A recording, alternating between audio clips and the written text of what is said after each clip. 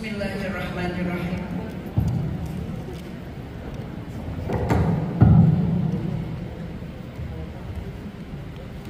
Bismillahirrahmanirrahim. Assalamualaikum warahmatullahi wabarakatuh.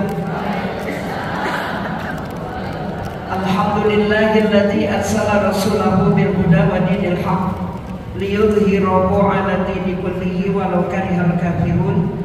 Wassalatu wassalamu ala asyrafil anbiya'i wal mursalin wa ala alihi wa sahbihi ajma'in, amma ba'du. Faqad qala Allah ta'ala fi kitabihil karim, a'udzu billahi minasy syaithanir rajim. Bismillahirrahmanirrahim. Man 'amila shalihan min dzakarin aw untha wa huwa mu'minun falanuhyiyannahu hayatan thayyibah wa lanajziyanna ajrahum bi ahsani ma kanu ya'malun. Wa qala Rasulullah sallallahu alaihi wasallam, i'mal li dunyaka ka'annaka ta'ishu abadan wa'mal li akhiratika ka'annaka tamutu ghadan. Shadaqallah wa shadaqa Rasulullah sallallahu alaihi wasallam. Yang saya muliakan dan saya hormati seluruh pengurus Majelis Taklim Al-Mubarakah yang insya Allah semuanya dimuliakan Allah Subhanahu wa Ta'ala. Yang saya muliakan dan saya hormati Al-Mukarramah Ustazah Hajah Saidah Zaini beserta Ustazah Hajah Hana Tasha. Hana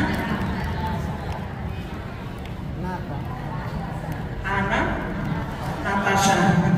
Ini mohon maaf Ibu, ada Hananya, ada Natasha.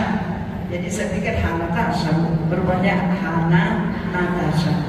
Yang saya muliakan, yang saya hormati dan saya muliakan para asatizah yang pasti banyak sekali menghadiri acara kita pada pagi hari ini. Dan saya muliakan seluruh para ibu-ibu jamaah hadirat sekalian yang berbahagia. Alhamdulillah di pagi hari menjelang siang ini kita masih dipertemukan Allah Subhanahu wa Ta'ala dalam keadaan sehat walafiat. Mudah-mudahan pertemuan kita akan selalu mendapat ridho dari Allah Subhanahu wa Ta'ala, mendapatkan ilmu yang bermanfaat yang akan menyelamatkan diri kita dunia dan akhirat.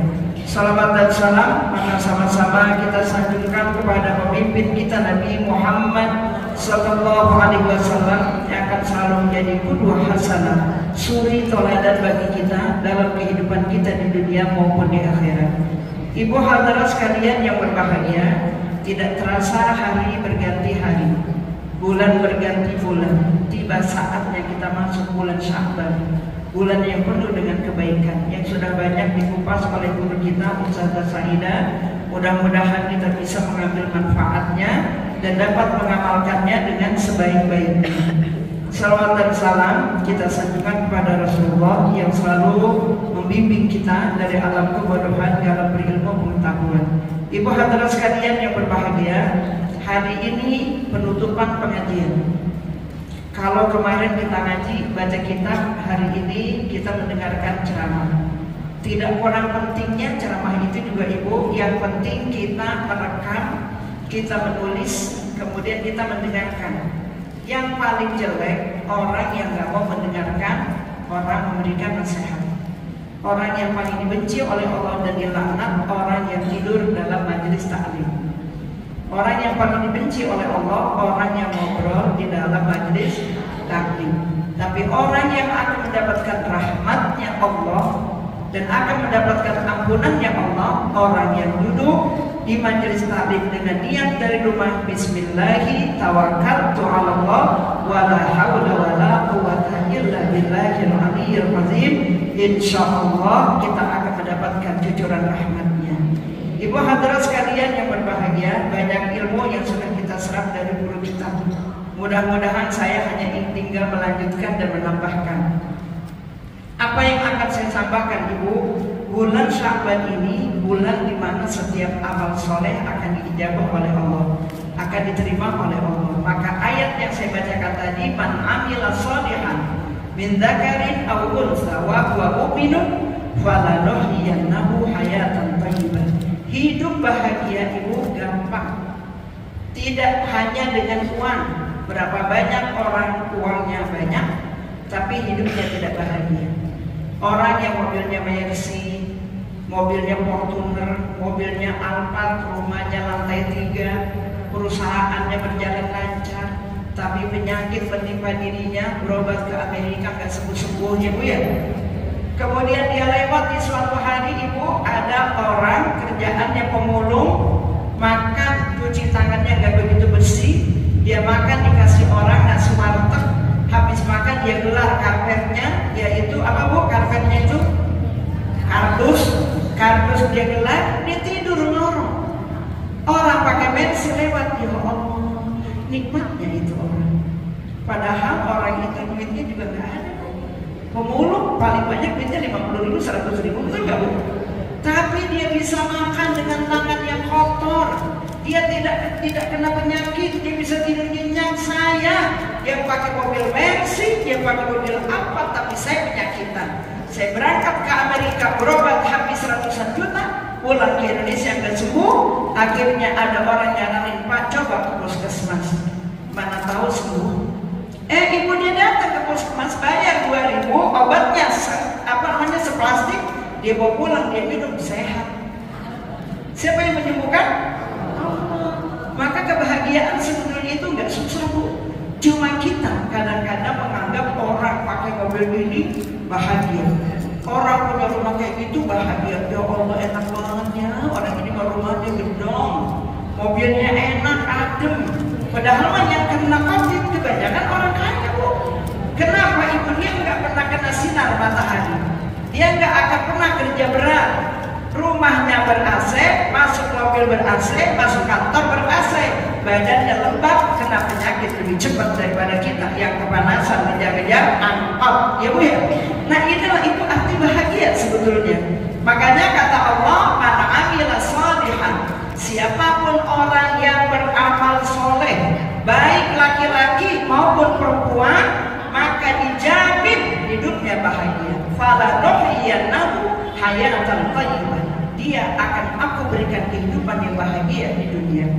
Kemudian akan aku berikan pahala dari pekerjaannya di dunia kemarin ini. Artinya kalau orang udah meninggal, Ibu udah gak bisa kerja lagi. Tapi lihat nggak? Merasakan nggak? Merasakan Ibu. Jadi kita kalau udah masuk ke dalam kuburan hidup lagi. Orang mati sedikit sebentar. Saat Ibu dicabut nyawa tuh, kemudian nyawa Ibu dipersembahkan kepada Allah melewati 7 lapis langit. Udah gitu kata Allah, taruh namanya dia itu di dinding. Kalau orang baik, kalau orang jahat taruh di sijin namanya. Udah habis itu turunin lagi ruhnya, ketemuin lagi sama jasadnya. Begitu udah turun ruh itu ketemu sama jasad kita, malaikat munkar nakir datang. Mau ngapain Ibu? Nanya kita, hidup lagi gak? Hidup. Berarti kematian itu hanya memindahkan alam saja, bukan mati yang sebenarnya. Mati yang sebenarnya itu Ibu nanti kalau seandainya kita sudah disuruh tidur oleh Allah, nanti tunggu sampai kamu mendapatkan surga atau neraka. Tapi kalau orang yang berbuat jahat diazab sepanjang tahun, sepanjang bumi masih ada, terus diazab dan diazab dan diazab. Emang ada orang diazab? Ada Bu, saya kita nggak dengar ya. Kalau kata orang mendengar Bu, suara orang diazab, kagak ada yang berani tinggal di dekat mobil. Nah, bayangin setiap hari kita dengerin orang disiksa ya Bu ya. Nabi Muhammad Ibu pernah lewat di 2 kuburan. Kemudian kata Nabi kepada sahabatnya, wahai sahabatku, apakah kau tahu orang yang di alam kubur ini sedang diazab oleh Allah? Kemudian ditanya, azab apa ya Rasulullah? Dia diazab bukan karena dosa besar. Dosa besar itu berzina, mencuri, merampok. Dia diazab karena dosa sering menggunjing orang. Nih, yang tidak mampu menjaga lisannya, Allah akan azab. Yang kedua, karena dia tidak bersih di dalam beristinja. Jadi ini dosa ringan, tapi siksanya berat sekali Ibu. Maka Ibu hadirat sekalian yang berbahagia, amalan apa nih kira-kira yang membuat kita hidup bahagia di dunia dan juga mendapatkan pahala di akhirat? 5S. Kalau dalam bahasa Indonesia 5S, kalau dalam bahasa Arabnya 5 sob. Yang pertama, Ibu akan hidup bahagia di dunia dan juga bahagia di akhirat. Yang pertama, ibu mengerjakan sholat. Kira-kira orang yang sholat jiwanya tenang nggak Bu? Tenang. Bagi orang yang sholatnya betul-betul karena Allah, jiwa akan menjadi tenang karena kita sholat. Silakan Bu. Pak Ibu melihat muka ustazah itu berpahala, ngelihatnya aja berpahala, apalagi menghormatinya Ibu ya. Ustazah yang mana? Ustazah yang benar kali. Kalau ustazahnya nggak benar ya nggak berpahala Ibu ya. Kenapa begitu kita lihat bukan kita benci aja Ibu ya. Na'udzubillah min dzalik. Ibu, yang pertama sholat. Sholat ini amalan yang sebetulnya gampang-gampang susah. Kita ngerjain sholat itu mudah, tapi menjaga sholat ini yang berat. Allahu Akbar, Allahu Akbar, tanggung. Lagi masak, tanggung. Baru bangun tidur, terus sedikit lagi, ntar baru bangun. Ibu ya, padahal udah dipanggil sama Allah lewat muadzin, tapi kita nggak datang. Makanya pernah Ibu ada orang azan dia berkumandang, tapi nggak ada yang datang ke masjid. Sepi banget di masjid. Akhirnya dia setel aja Bu, nyanyian dangdut di masjid. Semua orang ngomel. Jadi yang muda, yang tua marah, masjidnya disetelin dangdut. Akhirnya pada datang tuh Bu semuanya, mau ngapain? Mau marahin orang itu. Kata orang itu dengan tenangnya, saya itu mengatakan alhamdulillah. Ternyata banyak orang yang datang ke sini karena dangdutan. Jadi makanya hati-hati Ibu ya, jangan sampai masjid Abu Barokah disetelin dangdut sama orang. Kenapa? Karena panggilan azan tidak dipedulikan, karena kita sudah terbiasa mendengar suara azan kita anggap sepele. Padahal azan itu Ibu panggilan untuk kita mengerjakan sholat. Makanya dikatakan sholat ini perintahnya susah, naik Nabi sampai ke 7 lapis langit, sampai ke Sidratil Muntaha, baru Nabi mendapatkan perintah kepada umatmu untuk mengerjakan sholat. Kira-kira Ibu perlu tenaga, perlu kebersihan hati. Kita mau jalan ngaji aja kita perlu mandi, perlu baju yang bagus, perlu persiapan mental. Kalau nanti guru ngajarinnya nyakitin hati kita Ibu ya, kita bisa sabar. Nabi dibelah dulu Bu dadanya, udah dibelah dadanya, dijahit lagi, udah dijahit dia naik buruk. Itu bukan hanya langsung, tapi jalan dulu dari mana? Masjidil Haram, dibawa dulu ke Masjidil Aqsa. Dari Masjidil Aqsa baru naik ke Sidratil Muntaha. Sampai di situ baru Nabi menerima perintah sholat.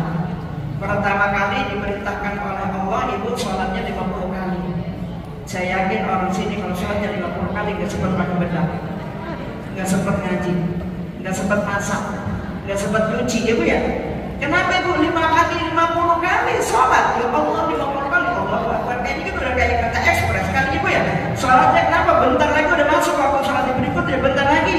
Tapi Ibu dengan karunia Allah dan keistimewaan para sahabat-sahabat Nabi atau para nabi-nabi sebelum Muhammad, dia mengatakan ya Muhammad, umatku gak akan sanggup sholat 50 rakaat sehari. Minta aja 50 waktu sehari, minta 5 kali aja. 5 kali insya Allah dia kuat. Itu juga masih banyak yang mungkir Ibu ya. Ada orang Islam pakaiannya rapi, ngajinya rajin, asal diajak sholat mereka belajar duluan, ntar gue di rumahnya. Emang kenapa kalau sholat di masjid kan lebih bagus Ibu ya? Lebih bagus tempatnya, lebih bagus tempat kamar mandinya, lebih khusyuk kita mengerjakannya. Tapi ternyata banyak orang yang mungkir dari itu. Ini yang namanya sholat. Kalau orang sholatnya benar, inna sholati wa nusuki wa mahyaya wa mamati lillahi rabbil alamin.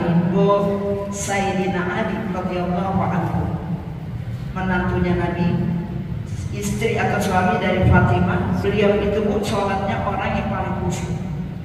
Di mana kita tahu kekhusyukan dia? Dia mengatakan pada sahabatnya kalau habis perang nih Bu, kan ada tuh yang ketikam apa tuh? Ketikam panah. Ada yang apa pakai nancep itu tombaknya ke badan dia. Apa kata Ali? Wahai sahabatku, cabutlah panah ini dan tombak ini saat aku sedang sholat. Ditanya oleh sahabat, emang kenapa wahai Ali saat engkau sholat harus dicabut? Karena kalau aku sedang sholat aku tidak kita malah lagi sholat, kita ingat itu ya. Justru waktu sholat itu urusan dunia kita ingat. Sayyidina Ali kalau lagi sholat dunia aja nggak dia ingat, dicabut tuh.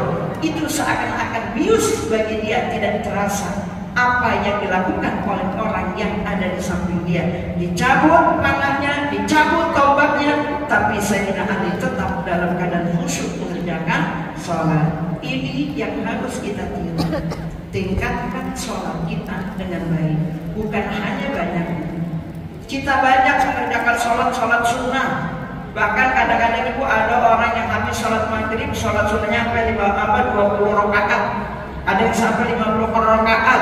Bahkan Imam Al-Ghazali ibu setiap malamnya itu udah habis sholat isya sampai kepada subuh itu dia sholatnya 150 rakaat. Ada yang 300 rakaat, ada yang 200 rakaat. Itu Imam Al-Ghazali ahli sufi. Nah kita mah ahli sufi bukan. Ahli fikih juga jauh ya Bu. Sholatnya berapa ya? Udah 4 rakaat zuhur, 4 rakaat asar, kemudian 3 rakaat maghrib, 4 rakaat isya, 2 rakaat subuh. Itu kita kerjain dengan baik dan benar, masuk surga. Kenapa ibu? Suatu hari ada seorang Arabi datang, ya Rasulullah, amalan apa yang paling baik untuk saya kerjakan? Kemudian kata Rasulullah, yang pertama dekatkan dirimu kepada Allah, yang kedua jangan musyrik kepadanya, yang ketiga sholat yang benar. Walaupun sholatmu cuma sholat yang fardu, tidak mengerjakan sholat-sholat asalkan kau kerjakan dengan bagus, yang hikmahnya tanha 'anil fahsya'i wal munkar, dijamin kau masuk surga. Apalagi perempuan mah gampang tuh masuk surga, tapi masuk nerakanya lebih gampang lagi. Perempuan masuk surganya gampang, cuma 4 saja hal yang harus dia kerjakan. Tapi untuk masuk neraka cuma 2 biji nih Bu, bisa kita masuk neraka. Yang masuk surga perempuan-perempuan, satu yang sholatnya benar, waktunya tepat, bacaannya rapi, kemudian Al-Quran Al-Fatihahnya benar, maka sholatnya sah, maka dijamin dia masuk surga. Ini perempuan. Tapi perempuan banyak masuk neraka, 2 syaratnya juga. Yang pertama sering laknat orang. Kira-kira identik gak sama perempuan? Ibu kalau lagi jalan nih, kemudian kena tai, injek tai, apa kata ibu? Nggak mau mampus nih orang, samperan ledek ibu. Itu pasti nggak? Pasti bagi orang yang nggak punya ilmu. Tapi bagi kita orang yang berilmu, apa kita bilang? Astagfirullahaladzim. Siapa ini anak yang di sini? Besok kita kasih tahu orang di kampung situ, kok tolong ya anaknya kalau di kamar mandi jangan di luar, mengganggu orang, mau pergi ke kantor nanti disumpahin. Kalau orang yang nggak mengerti agama kan disumpahin ya Bu ya.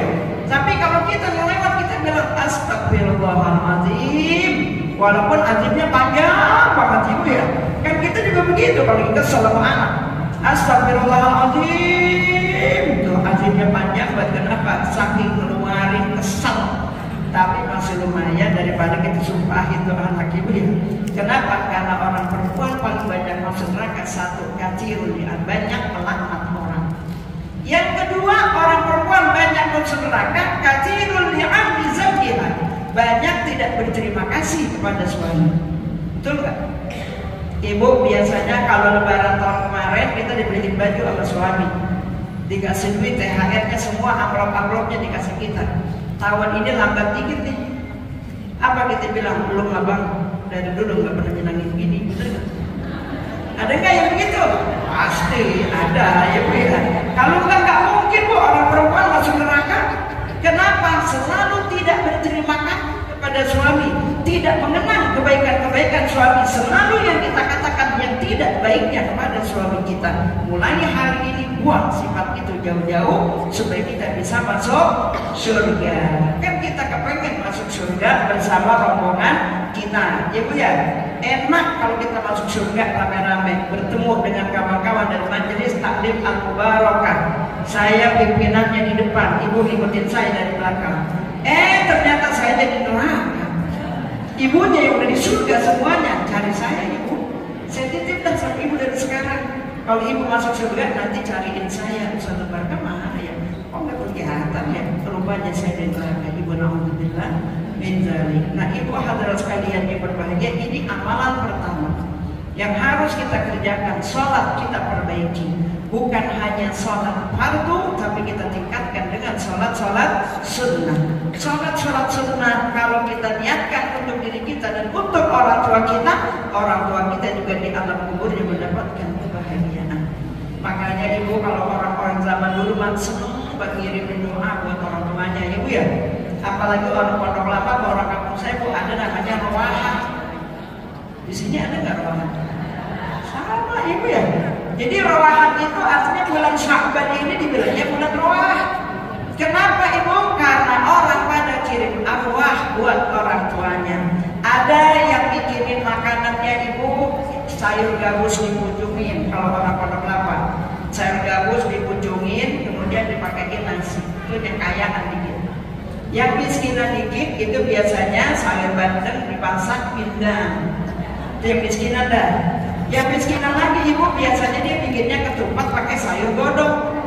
Lah yang miskinan lagi dia kerambetin, rambutan di kebun dia ambil, cabai dia kebun dia ambil, pisang di kebun dia ambil, nangka di kebun dia ambil, taruhin di nampan, bener gak? Ini dulu, tapi sekarang sudah tidak membudaya lagi. Banyak orang yang mengatakan bid'ah mengadakan acara arwahan, karena itu tidak ada di dalam hadis Nabi. Padahal ibu bersedekah untuk orang tua yang sudah tiada, nilai pahalanya masih sampai ke alam kuburnya.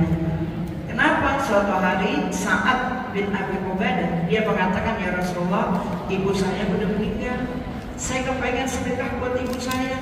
Sedekah apa yang paling bagus? Sambil kata Nabi, kamu alirin air.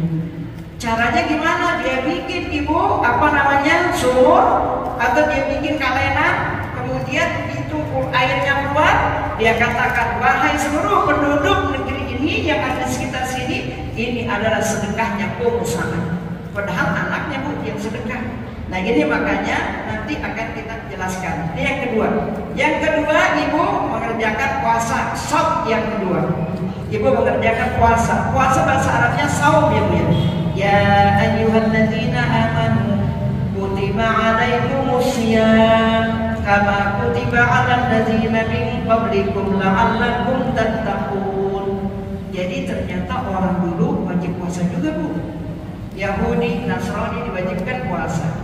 Cuma puasa mereka 3 hari per 1 bulan.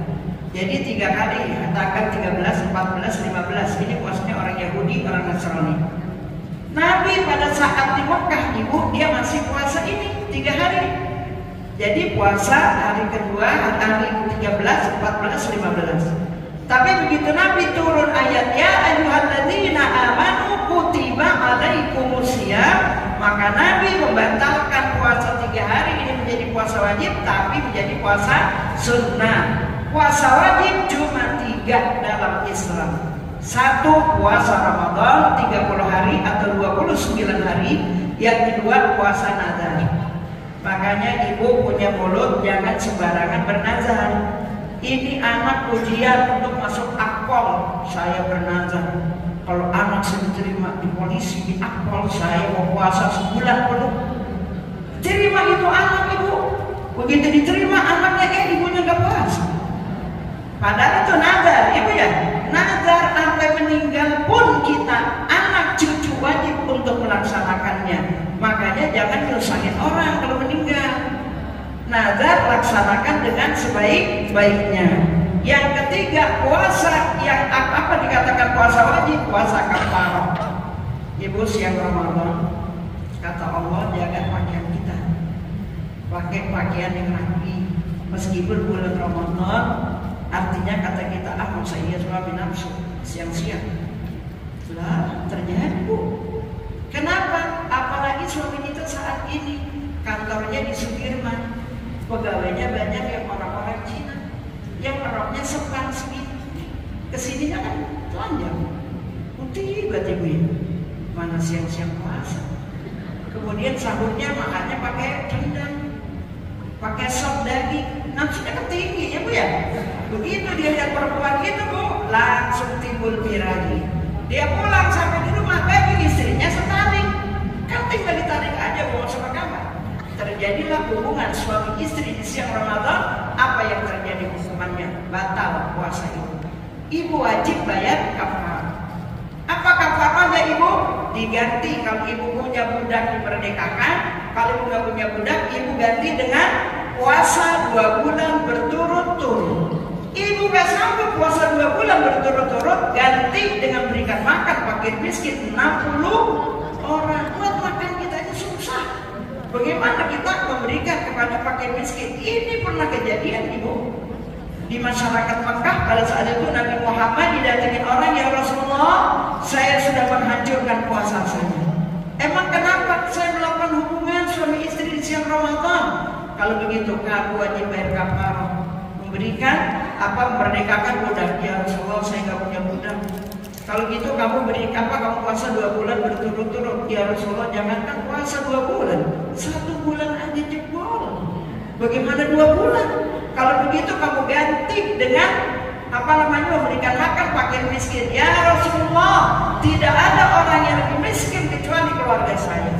Nabi keluar bawa 1 karung gandum atau kurma, diberikan kepada dia, ini sedekahkan kepada fakir miskin. Ya Rasulullah, keluarga saya paling miskin. Kata Rasulullah, ambil separuh keluarga kamu, separuhnya kamu bagi-bagiin.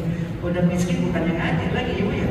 Jadi akhirnya apa? Itu yang banyak terjadi. Inilah puasa. Jaga baik-baik puasa kita, agar puasa kita menjadikan kita bertakwa kepada Allah.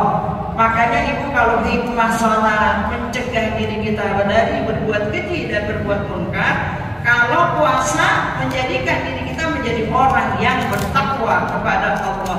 Apa itu takwa? Kalau takwa cuma terdiri dari 4 huruf, kalau Sya'ban tadi terdiri dari 5 huruf, takwa cuma terdiri dari 4 huruf. Yang pertama, tawadhu. Orang yang udah puasa puluhan tahun harusnya rendah hati. Ini udah puasa puluhan tahun baru tiba kaya dikit banget. Rumahnya baru segitu ibu ya. Kemudian mobilnya baru segitu, tapi utang betenteng. Begitu bawa mobil ada nenek-nenek, itu neneknya udah mau jatuh. Kenapa? Karena saking takutnya ditintin-tintinin sama dia. Nah ini artinya apa ibu? Artinya bahwa tawadhu itu penting, rendah hati, jangan kita sombong. Yang kedua, qanaah, terima pemberian Allah dengan lapang dada. Enggak ada orang sekarang yang hidupnya mewah. Kenapa ibu? Semua rata-rata orang banyak yang susah ekonominya saat ini. Maka kita yang banyak harta kita jangan sombong, jangan pelit, ya bu ya. Nah kita yang miskin jangan nggak jadi orang yang qanaah. Terima pemberian Allah dengan lapang dada, Allah pasti akan ganti dengan yang lebih baik. Yang ketiga ibu, warok, jaga lisan kita. Ustazah tadi udah kasih tahu, lidah ini tak bertulang, kadang menyakiti perasaan orang. Kita saling memaafkan, mudah-mudahan puasa kita diterima oleh Allah. Nah lisan kita ini ibu, kalau dulu kita ngomongin orang ada temannya, sekarang nggak pakai teman juga bisa ngomongin orang. Ibu buka HP, ibu lihat ada presiden, ada menterinya, ada ininya, dia kayak begitu disebut kayak apa? Di kata kita gitu, ngomongin gitu, ngomongin orang. Makanya besok lu pesantren ini handphonenya bulan Ramadan, masukin di lemari, kunci lemarinya, ambil kuncinya, itu dia yang diperbarin dah. Matiin semati-matinya, jangan sampai dia mengganggu puasa kita. Yang keempat ibu, kita harus yakin bahwa puasa kita pasti dijabah oleh Allah. Kenapa? Karena kata Allah dalam hadis qudsi, "Asyauni wa ana ajzi bih." Puasa itu untukku, aku yang akan berikan nilai pahala. Kenapa ibu? Kalau kita sekarang ini umur udah 50 tahun, 70 tahun, anak udah pada kawin semua, kita tinggal di rumah sendirian karena suami udah meninggal, anak sama cucu gak dibetah di rumah kita, ibu ya. Kita tinggal sendirian ibu, kira-kira ibu mau minum sirup bisa nggak? Bisa. Ibu makan bisa nggak? Siapa yang menghalangi ibu? Iman ibu.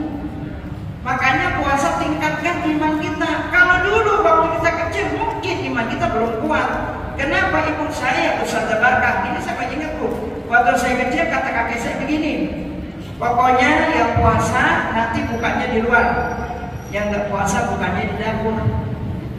Tapi di dapur nggak ada makanan. Makanan semuanya dibawa keluar, Bu. Jadi kalau pulang sekolah haus banget, udah mandi aja pura-pura. Tapi itu kita tutup dikit. Dulu, ya Bu ya, kita belum punya iman, belum ngerti, masih anak-anak. Kita telan dikit itu air, Bu. Udah habis itu ditanya sama kakek kita, puasa nggak? Ya puasa dong.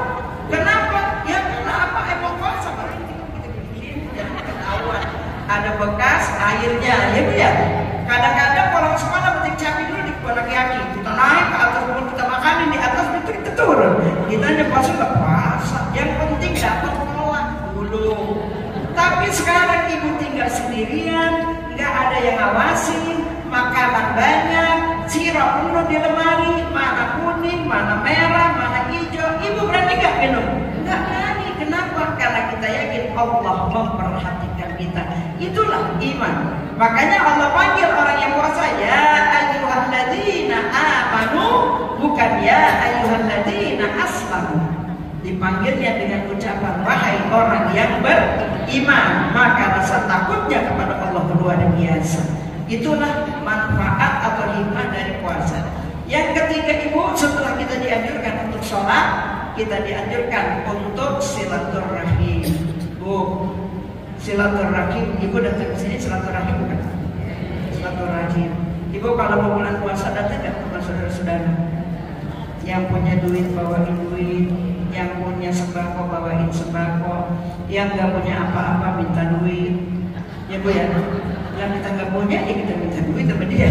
Ada saudara kita kaya, pada kita datang aja ke sana, kita bawain sayur asem, emang doyannya sayur asem, kita bawain sayur asem, kita bawain jengkol, kita bawain sambal dengan ini. Nah nanti mau pulang kalau bisa diongkosin.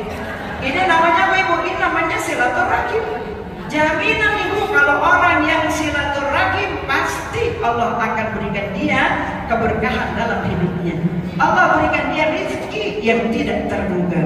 Ibu datang ke sini silaturahim, yang namanya pisang sepotong mah dapat, yang namanya air minum mah dapat, Ibu ya. Itulah manfaat silaturahim. Coba kalau Ibu jalan-jalan ke sana ke sini, kalau nggak pilih dapat nggak kira-kira minuman? Jangankan minuman yang pakai Coca-Cola sudah begitu, Bu. Minuman apa namanya? Aqua sebotol kecil aja nggak dapat, Ibu ya. Itulah manfaat silaturahim. Makanya Ibu ada orang jujur banget di kota Mekah. Ini orang jujur, tempat orang nitip duit. Zaman dulu kan belum ada bank. Jadi orang nitipnya di rumah bapak itu. Jadi si pulang kalau mau pergi keluar daerah, dia titip uangnya di situ. Kalau di rumah takut disatronin orang. Ini juga nitip ke situ. Suatu hari ada orang Ibu nitip 1 kendi emas kepada orang itu. Kemudian dia bilang, saya mau pergi mengadu nasib di luar kota ini. Berangkat dia keluar kota itu dengan dia titipkan emas, kalau nanti dia pulang dia gak punya duit, itu bisa diambil. Begitu sampai di situ di Mekah, orangnya udah meninggal. Ditanya sama istrinya gak tahu. Tanya sama anaknya gak tahu. Bingung ini orang, akhirnya dia datang ke rumah orang ahli fikih. Tuhan, saya mau tanya satu masalah. Masalah apa? Saya nitip uang sama orang yang ini, yang orangnya paling jujur, tapi saya Tuhan dia udah meninggal. Saya tanya anaknya di mana disimpan uang saya, anaknya nggak tahu. Saya tanya sama istrinya juga nggak tahu. Bagaimana cara saya supaya saya bisa mendapatkan uang itu? Wahai Tuhan, pergilah kamu ke sumur Zam-Zam. Panggil orang itu dari sumur Zam-Zam. Dipanggil lagi, dia mengucapkan Assalamualaikum ya fulan bin fulan. Saya pulang untuk menanyakan uang saya, kau taruh di mana? Tidak ada jawaban. Sekali, 2 kali, 3 kali nggak ada jawaban. Balik dia ke ahli fikih, Tuhan, udah saya panggil orang itu nggak jawab. 1 kali, 2 kali, 3 kali, saya pulang. Jadi saya gimana nih Tuhan? Pergilah kamu ke satu tempat di negeri Sabah, ada sumur yang dulu sumur itu bagus airnya Bu, tamannya luar biasa, tapi karena umatnya menyeleweng dari agama Allah, maka Allah azab orang itu sampai sumurnya baunya bau busuk. Dia datang ke sana, dia panggil Assalamualaikum ya fulan bin fulan. Belum sampai sekali dia ngomong, Bu, udah dijawab Waalaikumsalam. Kok bisa orang ini ada di sini padahal orangnya paling jujur? Kenapa dia ada di tempat ini? Padahal kata ahli fikih kalau dia jawab di sumur Zam-Zam berarti dia ahli surga. Tapi kalau dia jawab di sumur yang busuk itu berarti dia ahli neraka. Akhirnya ibu dia heran. Dia berpikir, tapi dia mikir aja kan gak ada gunanya. Ditanya, "Hai Tuhan, amalan apa yang kau lakukan hingga engkau berada di tempat ini?" "Saya memutuskan tali silaturahim dengan saudara saya di Khurasan. Gak pernah saya hubungi dia, gak pernah saya datang ke tempat dia, gak pernah saya memaafkan dia, gak pernah saya ketemu sama dia. Maka saya ternyata dimasukkan ke dalam neraka pada Allah."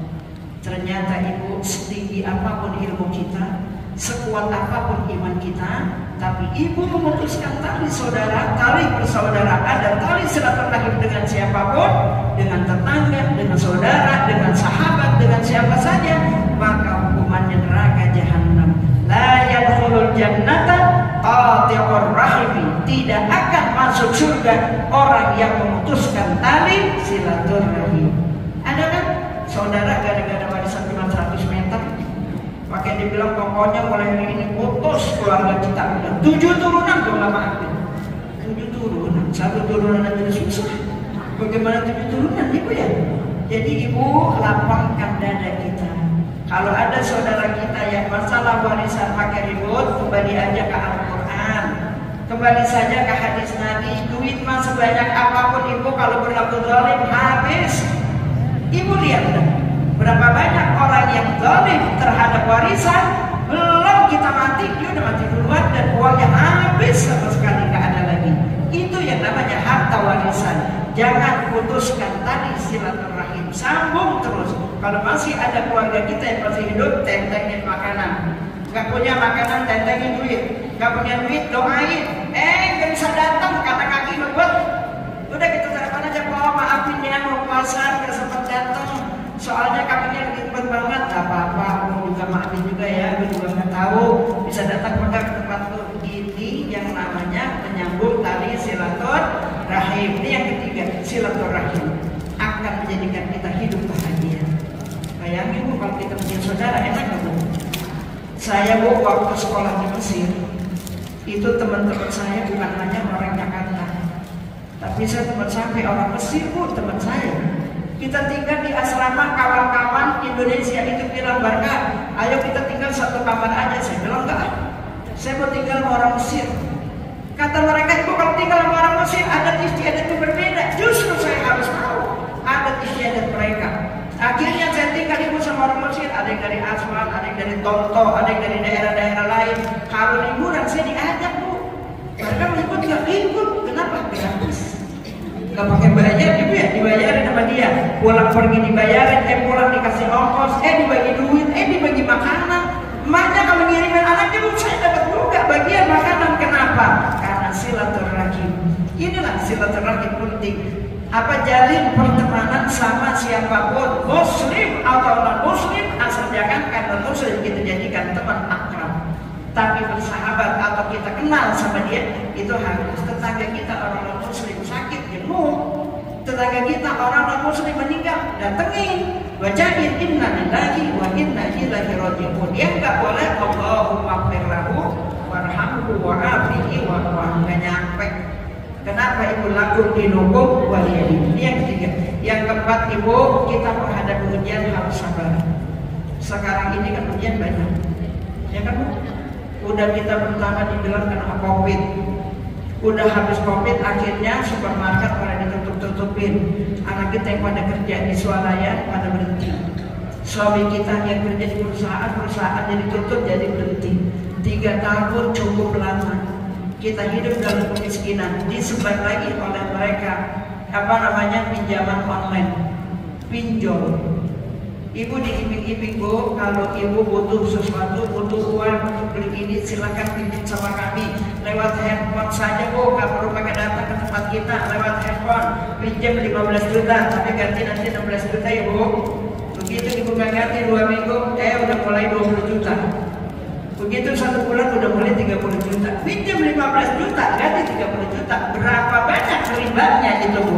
Tapi itulah kenyataan sekarang ini. Makanya kalau kita lagi diuji dengan kekurangan uang, sabar. kesabaran kita itulah yang akan menjadikan kita selamat. Saya ibu, walaupun ada orang yang bilang ayo pinjam aja untuk bangun pesantren, pinjam aja uang sama Bang, enggak, saya bilang saya akan cari dari murid-murid saya. Masa iya gak ada yang membantuin ya Bu ya? Kalau satu orang 10.000, 2 orang 20.000, kalau 100 orang udah 1 juta, kalau 1.000 orang saya punya murid udah berapa puluh juta? Banyak kan? Banyak, bisa beli semen, bisa beli pasir, bisa bangun, walaupun membangunnya bertahap. Itulah arti daripada keimanan. Kita harus menjadi orang yang sabar.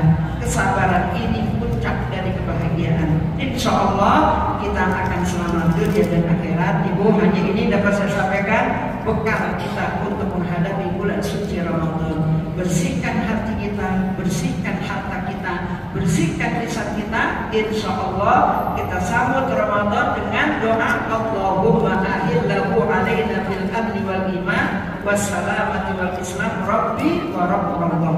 Itulah doa kita menyambut bulan suci Ramadan.